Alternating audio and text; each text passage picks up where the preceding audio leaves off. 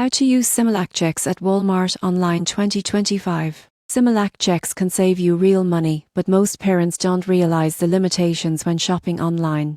Let's clear up exactly how Similac checks work at Walmart in 2025. Similac checks are manufacturer coupons issued by Abbott for infant formula. They function like paper checks and must be used correctly. Here's the surprising truth. Similac checks cannot be used directly on Walmart's website. Walmart online checkout does not accept paper checks or manufacturer checks. Most people get this wrong and waste time trying to enter codes that don't exist. To use Similac checks at Walmart, you must shop in store, choose eligible Similac formula products, then present the check to the cashier at checkout.